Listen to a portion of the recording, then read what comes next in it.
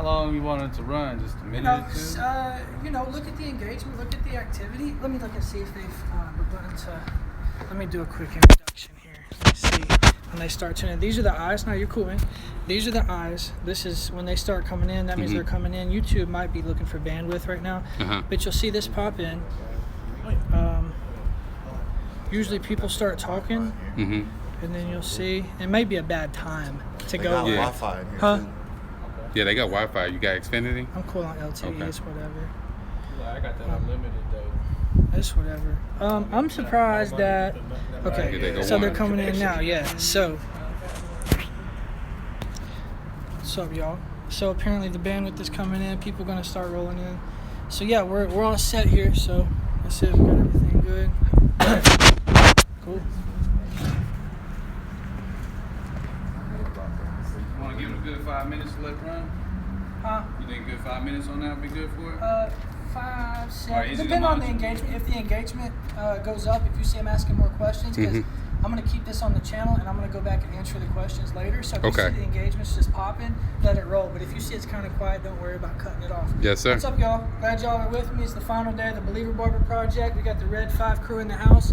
And we've got some interviews to do. Finishing this up, we got a couple locations. You can see beautiful downtown Knoxville behind me. So transparency, it's what we do. Just wanted to bring you guys with me. So we're going to get back to work, and you guys can just enjoy the visuals. So.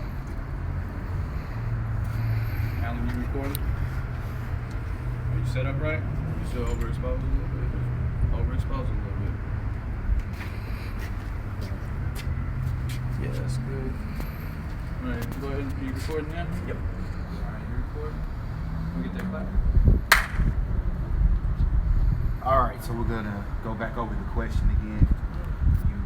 We're now talking about you moving back to your mom and what led to you going back to your mom. I want you to elaborate a little bit for us, just to give us an idea of how it felt from going to so much structure under your father's home to going to your mother's home to basically where you're the ruler of the land, if you want to put it lightly, because basically you were set up to where she was going to work, you were there by yourself, you had everything in it. I want to know also, how did this affect your mindset, because this is a age, you're entering high school, and what did it cause you to do as far as going to school and different things? Did you have an unction to say, forget school, I can do what I want? Just go into it.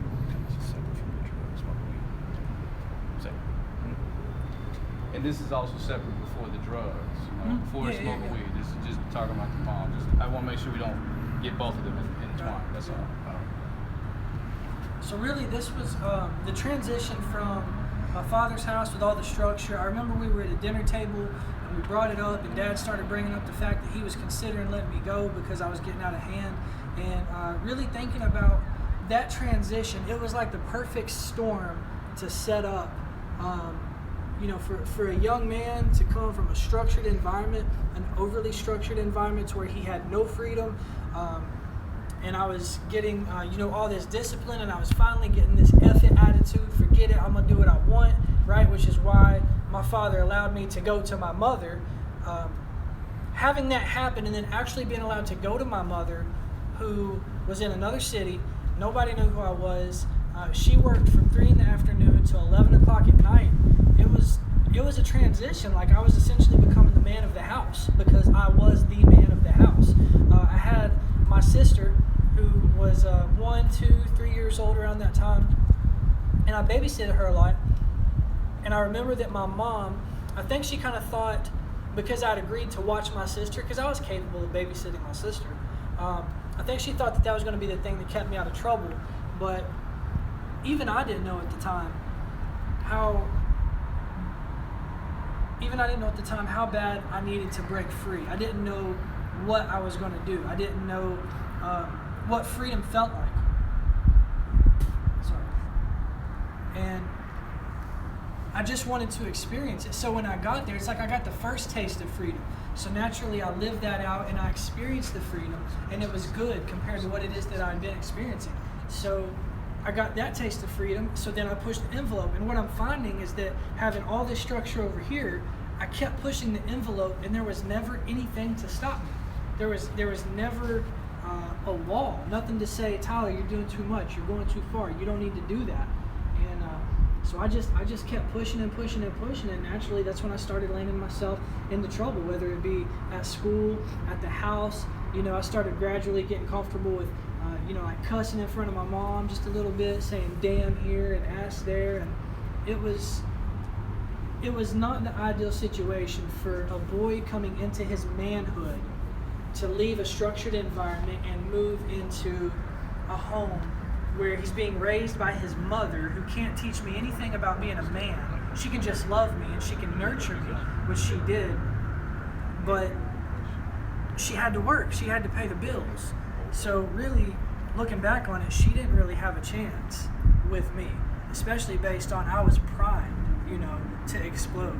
So I didn't recognize it as difficult at the time, but when I do the math now and I think about where I was coming from and what I came into, that was definitely a recipe for disaster, for sure.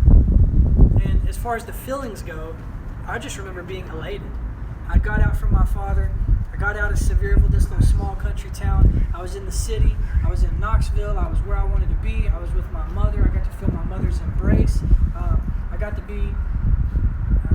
got to indulge in my rebelliousness. So I loved it. Absolutely loved it at the time. During the time period, did you still go and visit your father weekend visits?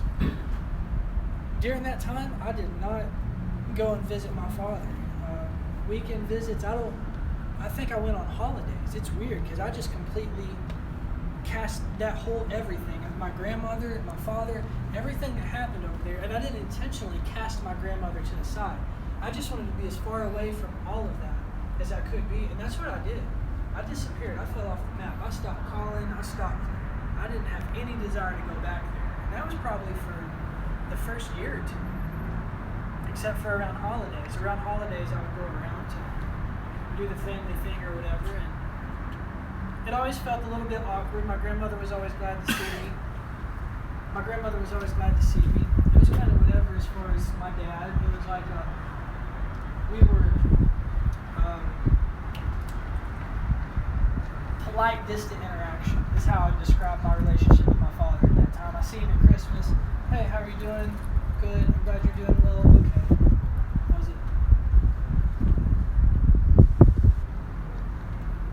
This story I want to get into because I think this plays a major part into leading into other things. Let's talk about the first time that you smoked weed. Let's talk about the effects that it had on you. What really did that lead to as far as, feeling some type of relief? Was it something that you were like, man, I have to do this again and quickly, as soon as possible? So just go ahead and talk about that. I remember it vaguely.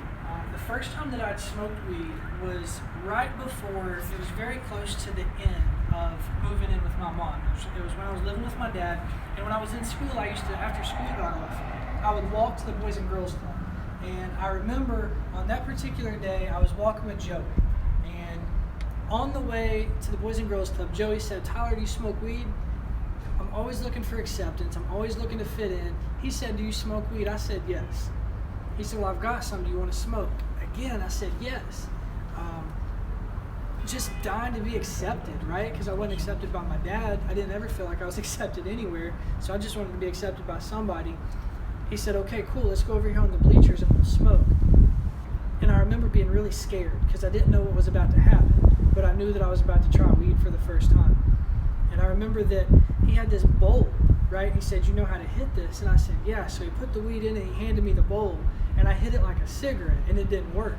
And so when it didn't work, I said, I can't, and he took it from me, and he showed me how to hit the bowl, and I remember watching him thinking, man, that looks painful.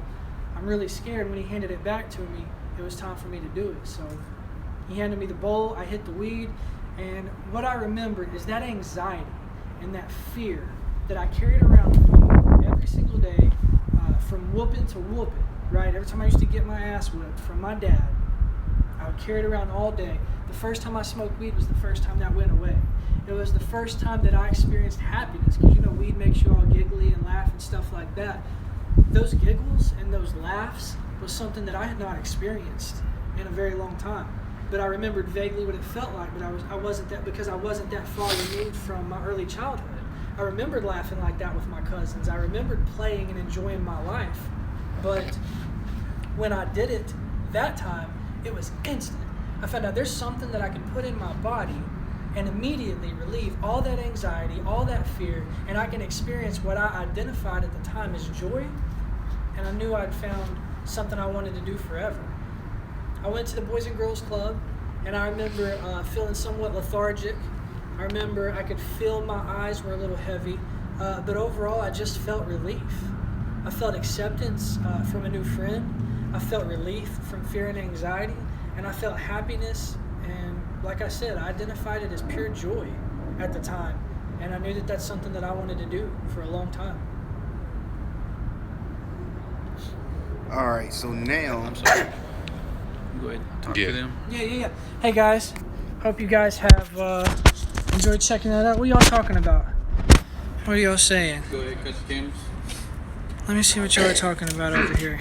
Dang, we've already been going for 11 minutes. Yeah. I didn't know it was Got that some long. good content. Well, the first 3 minutes, it was, Yeah, everybody logging in. Hey guys, I appreciate y'all tuning in. Just wanted to show y'all real quick what's going on. I know y'all are looking for the videos. I'm still dealing with the iPad. I'm still recording. I'm actually in the middle of making a new video right now. There's a lot going on between the Thank You Tour, between the Tomb Squad, Chris Bossio, 360 Jeezy, Matt Gifted Head, Christian Perez. So much stuff going on right now, and I know you guys aren't seeing any of it, so I wanted to tune in live so you guys could see what it is that we are doing, so you don't think we're out here just playing around, because we're definitely not getting this content together, letting you guys see what it is that I've done and follow the journey. So I'm going to continue on with this interview. This is supposed to be the last film session, and I'm really excited about it, so I'm going to go ahead and wrap this one up. I'm going to leave it up so you guys can check it out. Drop any questions, comments. I'll get to them later on in the day, all right? Appreciate it.